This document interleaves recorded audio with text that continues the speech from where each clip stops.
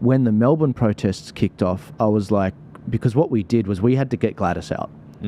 Now, long story short, the way we got her out was basically putting a whole bunch of pressure on her because ICAC was after her, but she kept suspending Parliament.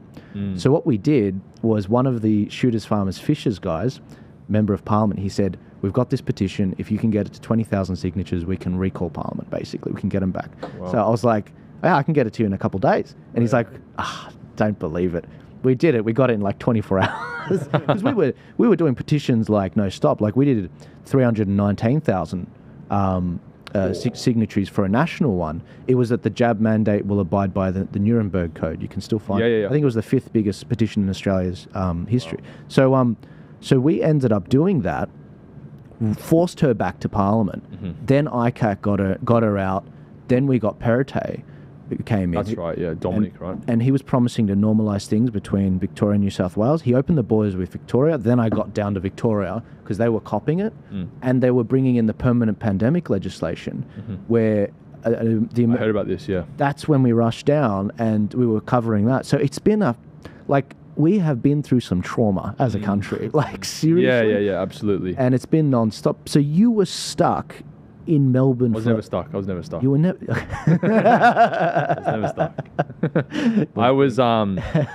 I was living in Melbourne in early 2020. Yeah. And then literally like 24 hours before the border shuts, I go sack this, and I went back up to Sydney. I had to move all my stuff out of my apartment through just a removalist company that luckily my friend actually had. So he had to go into my Melbourne apartment. I was filming that there, I remember, in Sydney, because Sydney was open. Yeah.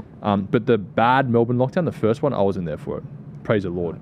And then what happened was when Sydney went into their really bad one, I dipped back to Melbourne.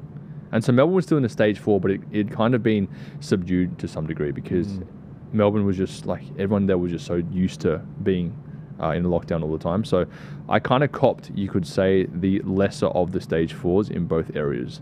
I was going to ask you though, considering everything we've been through, and like, of course, you know, how Gladys has now become not the Premier, which is amazing. What are your thoughts on what's next? Because I feel like in 2025, everyone's like, oh, that was a thing of the past, you know, it's never going to happen again. But I actually have a different opinion. I actually think it's going to get potentially worse.